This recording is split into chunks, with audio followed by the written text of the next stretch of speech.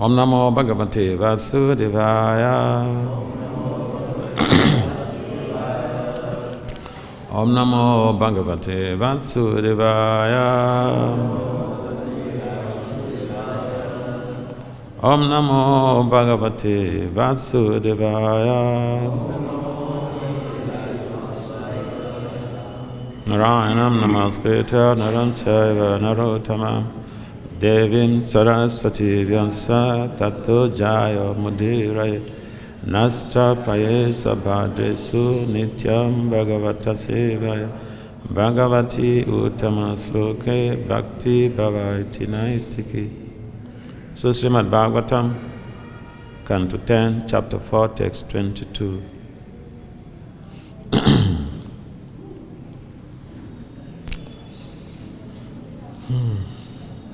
Dhammatma, can you help to recite it? The text? Can you help to recite? And then you also read it purport, because I'm having some problem with my glasses.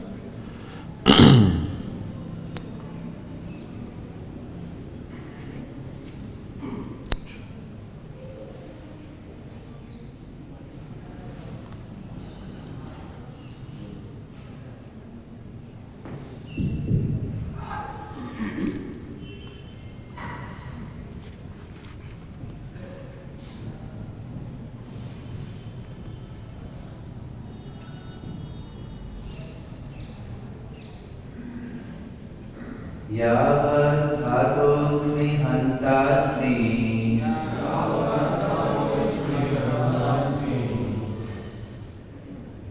Tyatmanam manyate svajit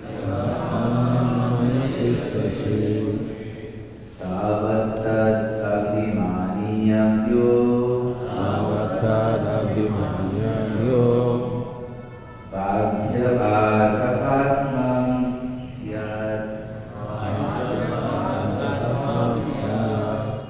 Yavat dhatosmi hantasmi Yatmanam manyate svajit Tavat tad abhimanyamyo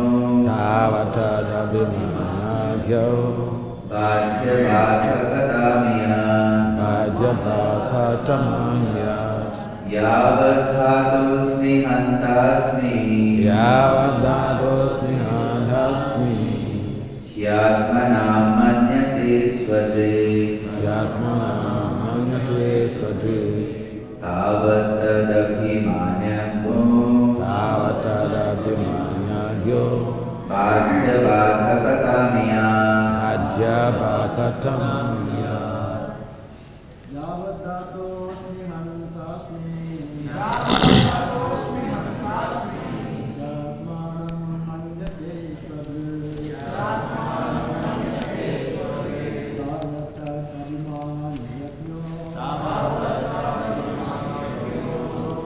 Hope I don't forget.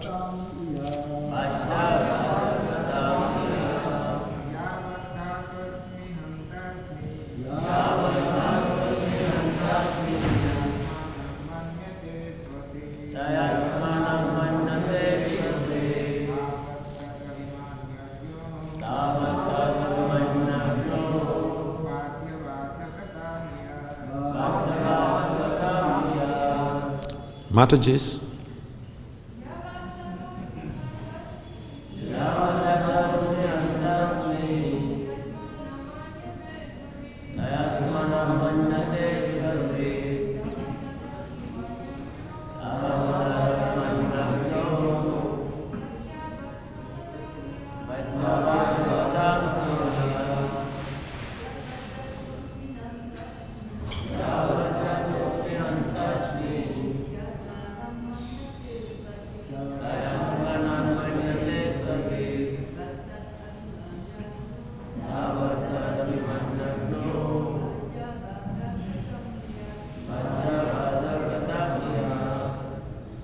Word for word meaning. Yavat. As long as. Atahasmi. I am now being killed. By others. by others. Hantasmi, Andasmi, I am the killer I am the killer of others. of others. Iti, thus, Atmanam, own self. Manyate, he considers Aswadrik, one who has not seen himself, one who has not seen himself, because of the darkness of the bodily conception of life. Tavat,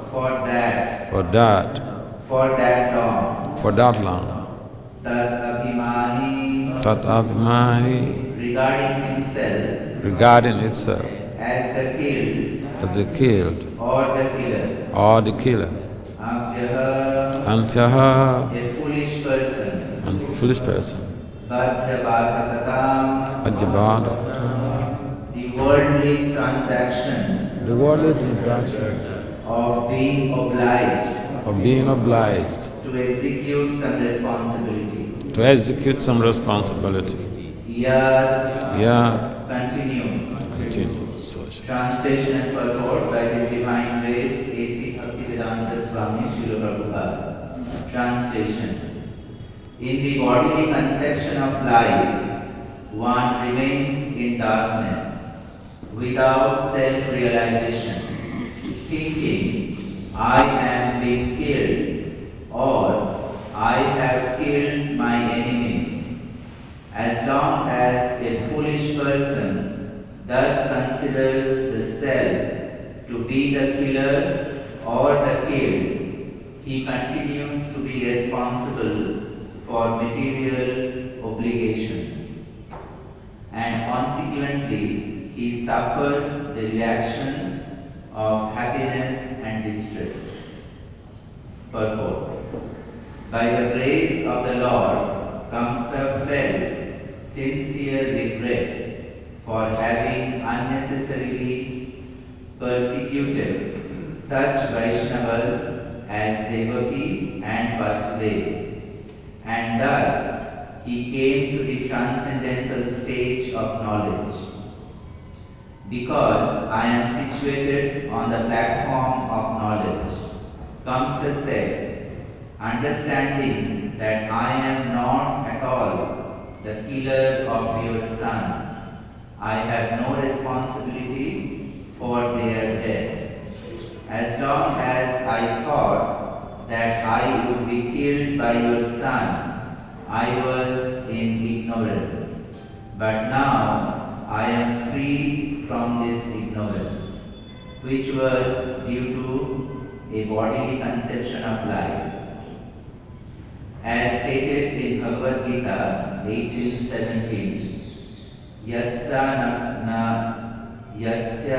naham krito bhavo buddhiryasya nalipyate hatapi sa imal lokan na anti na nibadhate. One who is not motivated by false ego, whose intelligence is not entangled, though he kills men in this world, is not the slayer, nor is he bound by his actions.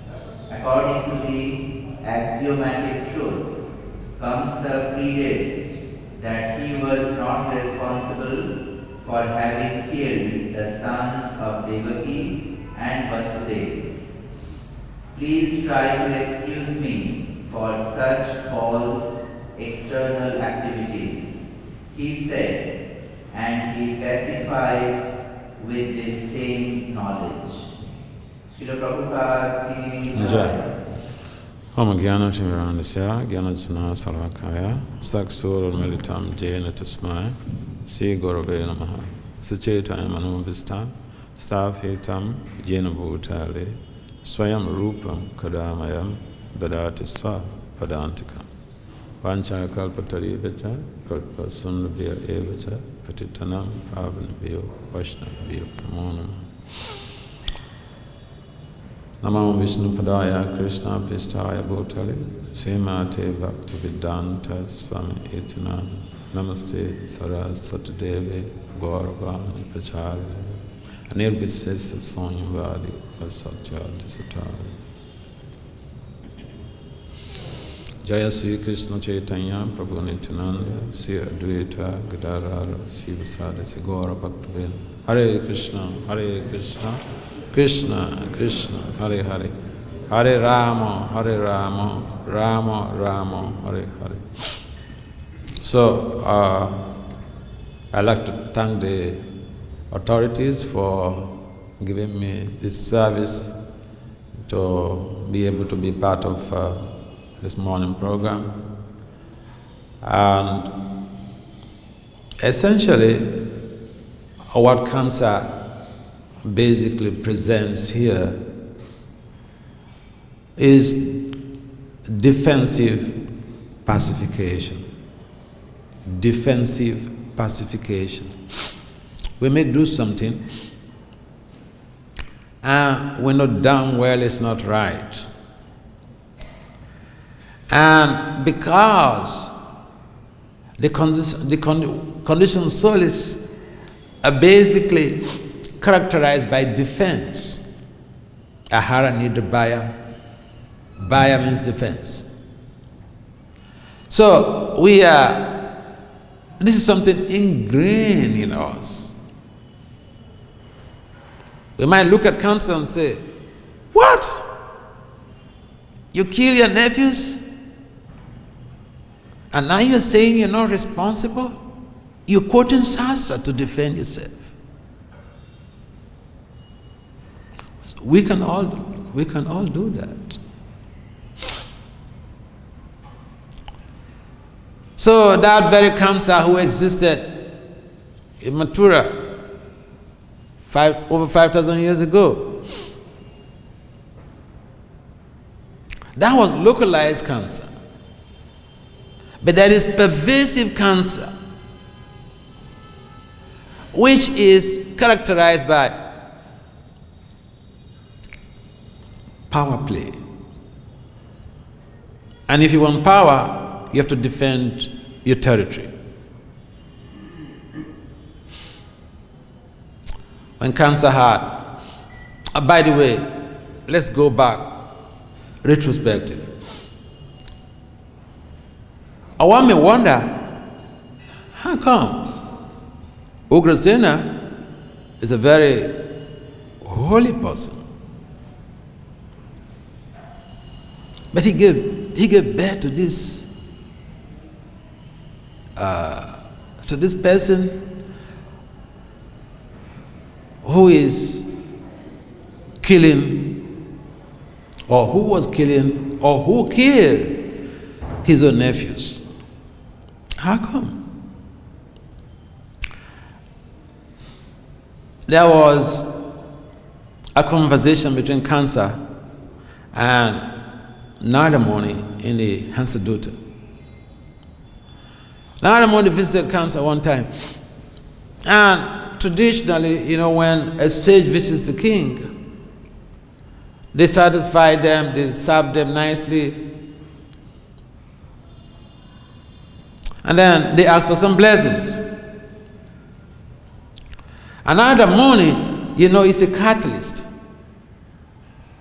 A catalyst is a substance or an element that expedites chemical reactions. So Narada Muni is like a catalyst personality. And in a conversation with Kamsa, he told Kamsa, this was narrated in the Hansadutta, he told Kamsa, this King Ugrasena, you know that he's not your father? Kamsa said, what? Tell me. So Narada gave him the whole story of how Padmavati and other ladies went out to the mountains, and one Danava, after seeing the beauty of Padmawati, he couldn't contain himself. And in the Danavas, they have mystic cities. If a Danava knows who the husband of this lady is, and he's attracted to this lady, he could take that form. And that's what exactly the original father of Kamsa did. And after defying Padmawati, she got impregnated with Kamsa. So Narada told all of this story, and that was the beginning of Kamsa's hatred and persecution of his own mother and his parents. So Kamsa was basically not from the blood of, not a production of King Ugrasen. So here, Kamsa characterizes that personality who does something really atrocious. In fact, Krishna Balaram Kujai Sis Radha Samasunda Guru and in fact, the chapter itself, the title of the chapter is The Atrocities of Kamsa. So Kamsa does something very atrocious, very criminal, not just sinful, criminal. Because there's a difference between sin and crime. Sometimes, the both of them are bad, but according to different cultures. For instance, in most parts of America, illicit sex, it's cultural. People are proud. Even elderly people say, this is my boyfriend, this is my girlfriend. So, according to different cultures, something considered sin may not be a crime in some cultures. But in some cases, a crime or a sin is in itself a crime. So here Kamsa killed, this is murder, and it's a big thing in the 21st century. And so, after killing his own nephews, he comes to present philosophy. He tries to defend himself with philosophy. Philosophy is so cheap. Anyone can become a philosopher. Anyone can philosophize. But what about the practice? That is the most difficult aspect of philosophy. In fact, Lord Krishna indicated that if a person even practices one verse in the Bhagavad-Gita, he could attain perfection. So the practice is what is most important to us, because anyone can preach. Anyone can speak very nicely. I personally know of people who are very big preachers, but they beat their wives heavily. They beat their wives and their children heavily.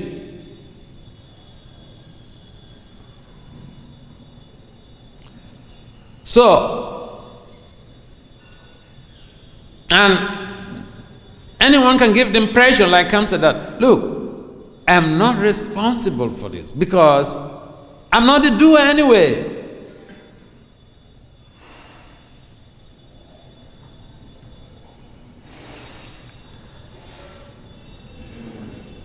So there is this tendency of the conditioned soul to do something atrocious, to do something that is not in line with the Constitution or even with the scriptures. When any person comes back to say, this is your karma. Okay, I know it's my karma, but why be the agent to expedite it? And that's why the laws of nature, Prabhupada mentions, they're so stringent.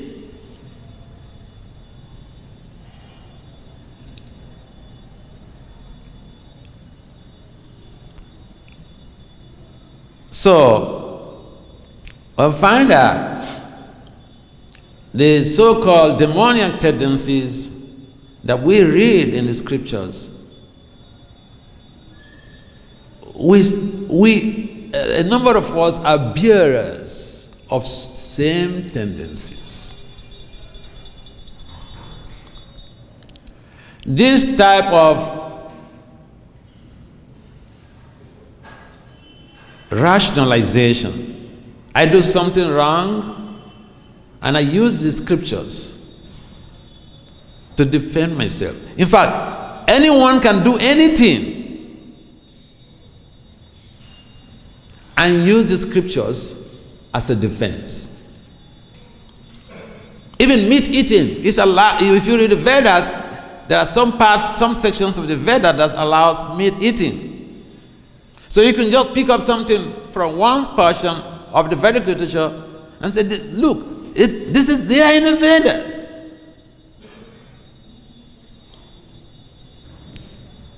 But what is not hurtful to people is what should be considered. Yeah. If someone considers himself to be killed or the killer, yeah, what Kamsa said is true. But what about his mindset?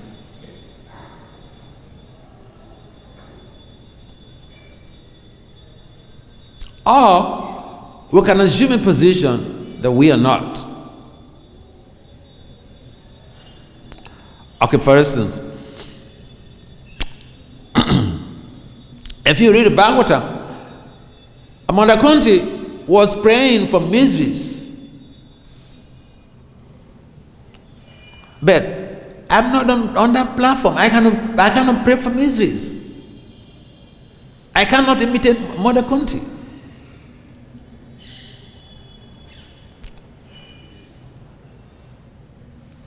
Yet for the Paramahamsas, whatever they do, they are guided by the Lord.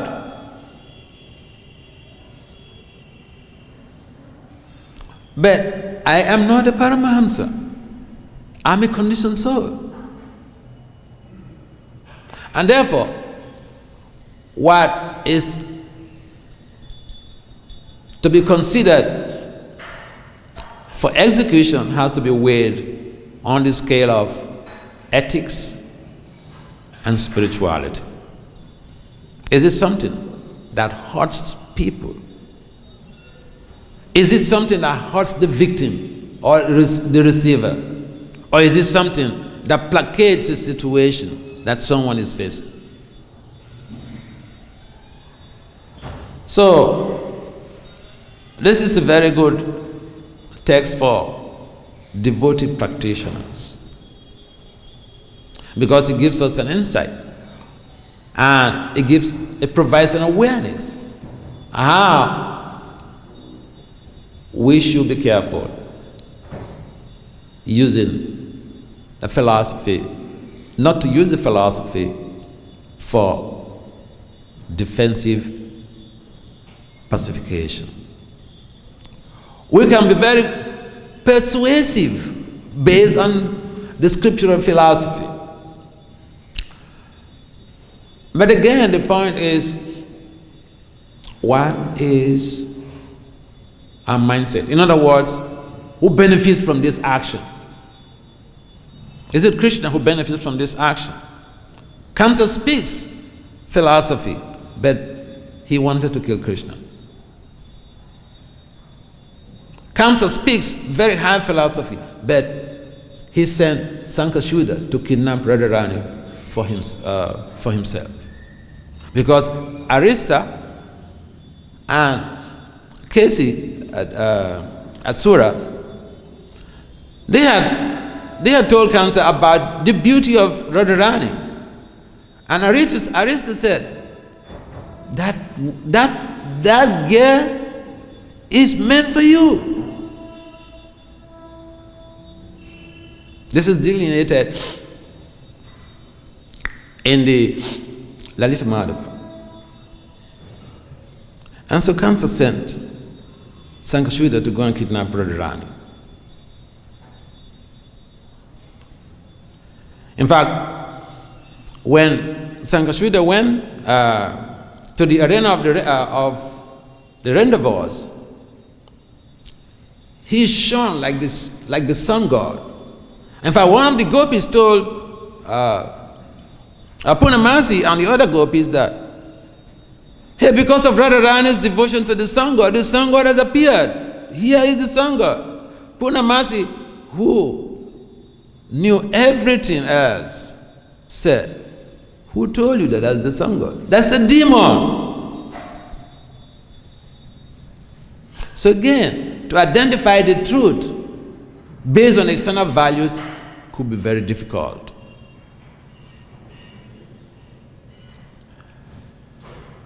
And so, when Sankashvita tried to, she actually succeeded in kidnapping Radharani, according to Lalita Madhava. But when the gopis were in disarray and they called out for Krishna, and Krishna came, Sankashvita left Radharani and faced Krishna for a fight, trying to exterminate him. But Krishna very easily killed him and rescued Radharani. But Sankashvita did not come for his own satisfaction by the order of the king Kamsa. Kamsa wanted Radharani, wanted to enjoy Radharani. And so we see that the Paramhamsas do one thing, they say one thing, but for what? For who? For the satisfaction of Krishna.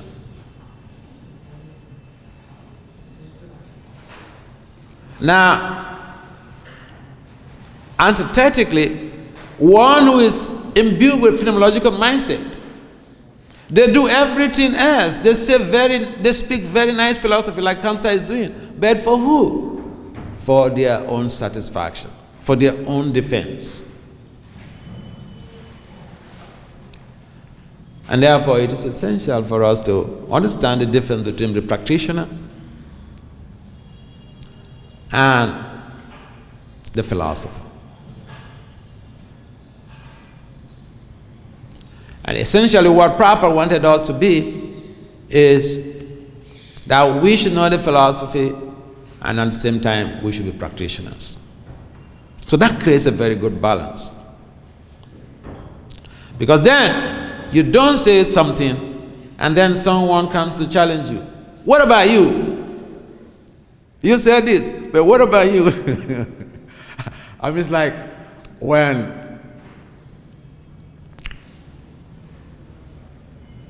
on the Battle of Kurukshetra, when Bhishma Dev was on his bed of arrows, and when he was during his final days, final hours, and he was speaking about leadership. See, in the Vedic culture, women are very conservative. And Bhishma Dev was just a great hero. But a woman challenged him. And who was that? Huh? You don't know, you are afraid to say it? Huh? Not Sikandi. Draupadi challenged him. Draupadi said, you are speaking this big leadership philosophy. I was being derobed in the assembly, in your presence. What did you do?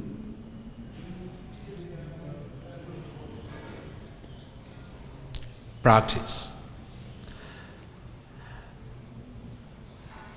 Bhishma pacified Draupadi. He was outrightly sincere. He said, at that time, I was being fed by Duryodhana.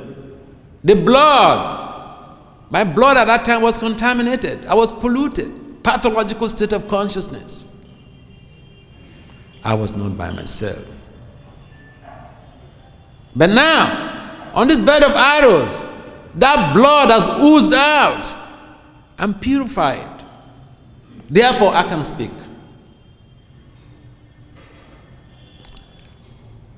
So here is the difference.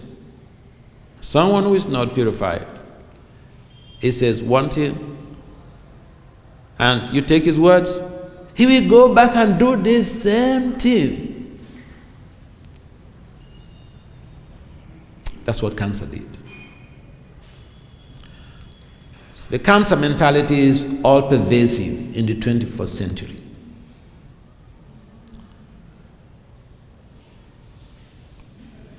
And Prabhupada has given us an armor,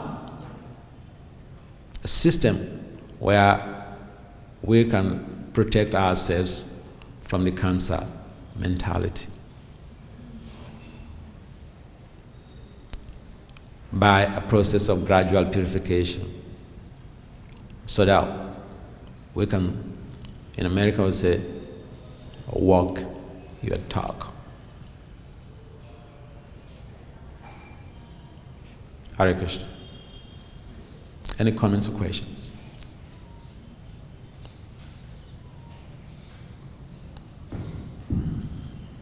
Kamsa was blaming the activities of killing the children of Providence, or who was he blaming? He said, I'm not to blame for, he said that he was in ignorance during that time, then he came into knowledge.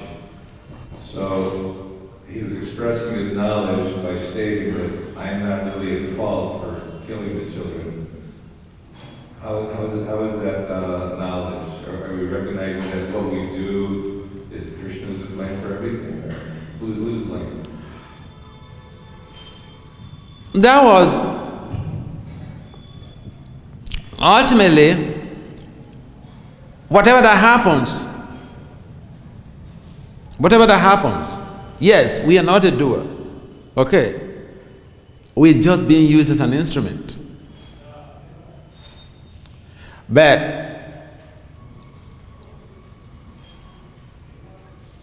in fact, Lord Krishna mentions that without not even a blade of grass moves without the sanction. I mean, in the Brahma Samhita, not even a blade of grass moves without the sanction of the Lord.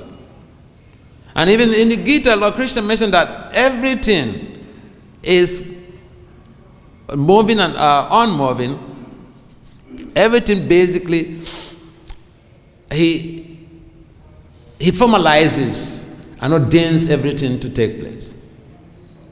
But the point here is, if he ordains everything to take place, who is responsible? Who takes the karma? Krishna? No.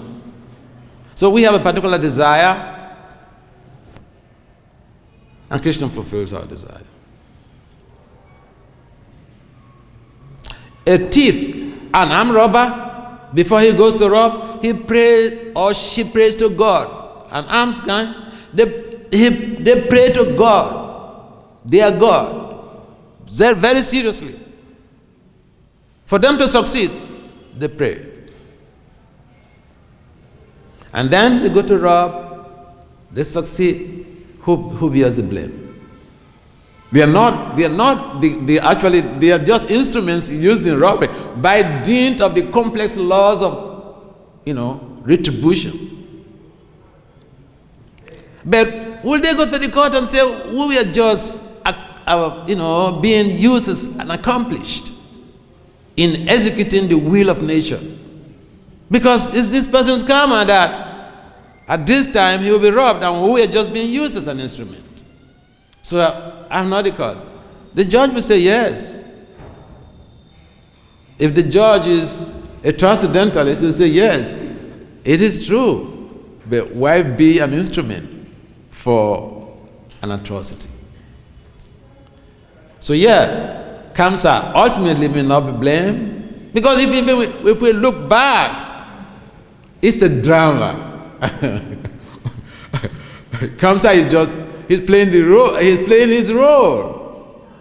But then what lessons do we learn from this type of transcendental theatrical performance? That's the point.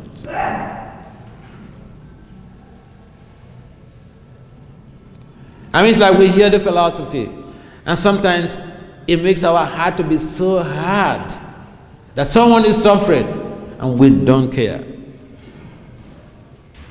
We say, come on, that's your karma. You don't know? That's your karma, you know?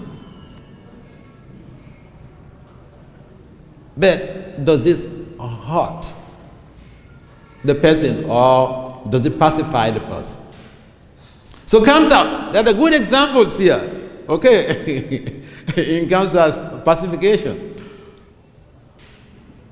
When something bad happens to someone, do we try to pacify the person? So yeah, your question. Ultimately, Kamsa is not to blame. It's been arranged by higher powers. But I mean, like I mentioned, it's like a drama, a theater. On the stage, each and everybody plays their role. Part of the crew, they play their role. But we are responsible for our actions. And having that higher understanding,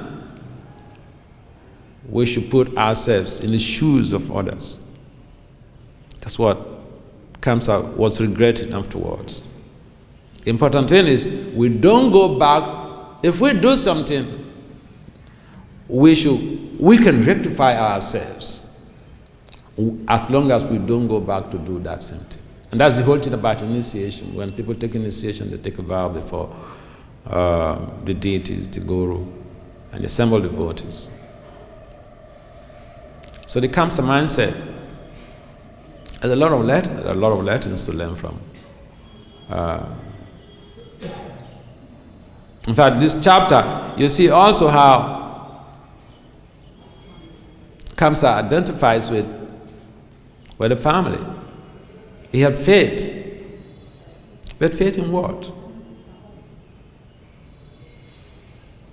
If he truly regrets, if he was truly remorseful, did he go on after that to perpetuate other atrocities? That's the point. Because there is no purification. So we may realize something, and because there is no clarity of purpose, and our heart is not clean, we may go back to do that same thing. And therefore, Prabhupada has provided us a very good setting, community that we can depend on each other.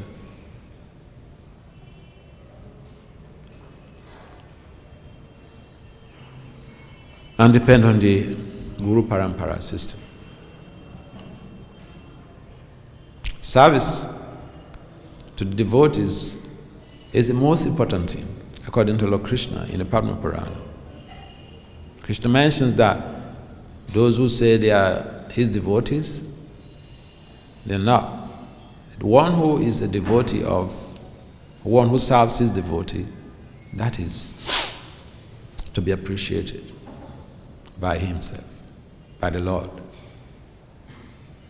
So essentially,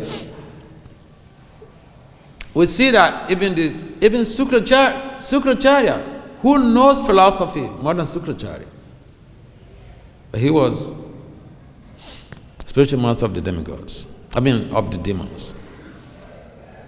He defended the demons.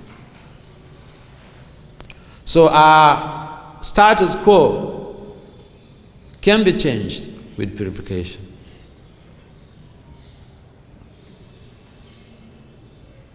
Any other comments or questions? Did I address the question? Sometimes a person who kills someone, the lawyer will say, well, he's insane. Because of insanity, you cannot punish him. Or people who commit crimes, they're put into jail, so they are held responsible for the act of breaking the law. So, but he's just trying, I think Kansa is just trying to on a high level, philosophically show that he's not really responsible, but, like I said, not a blade of grass moves without Krishna's sanction. So ultimately, Mother Nature, God is responsible. I'm the instrument, but the instrument is being punished by the law for breaking the law. We may try to go on a higher level. Yeah. So Kansa is trying to be very smart here. That's all. He's smart. But these days, insanity is a big defense. One boy just killed his mother. Another one killed his mother and his father. The one who killed his mother and his father, he was in the Marines. And he came back, he's 30 years old. His parents were 50-something years. And he was living with his parents. One day, his parents were asleep. They had a dog, family dog. His parents were asleep. And he carried his gun. And he wanted to kill his parents. He go to kill the mother and the father. And kill the dog. And he went to the cops and reported himself. This is what I did. So he was put to jail. Another boy just recently, 2 days ago or so, again in America, 22 years old, he killed his mother. And when he was arrested, he started, pulling his dresses down. And then he was sent in for psychiatric examination. So insanity is a big thing now as a defense. But then the whole thing is so complex that material nature, like Prabhupada always mentioned, the laws of material nature, they are so stringent. Even as a child, you commit a crime and you're reckoned for it.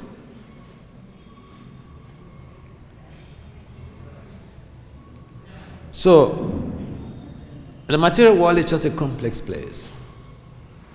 This is the point. The material world is just a complex place. The best thing is to finish our business and get out. I'll tell the story that one person was condemned to death for killing someone, but he claimed insanity. They called an expert in, and the expert said, as far as my observation is that everybody's crazy. So I think everybody in the material world is crazy. Yeah. We're all suffering the reactions of our karma. Yeah. Great. As you said at the beginning, you can back up anything by using the Shastra, because the other side of it is we know how many people are responsible for the killing of a cow. The person who kills it, the person who transports it, the person that cooks it, the person that eats it. So we see this with ourselves. We can use the philosophy to try to adjust activities. He's using every angle possible also. Yeah. Thank you. Any last comment? We have about 1 minute or 2 minutes more.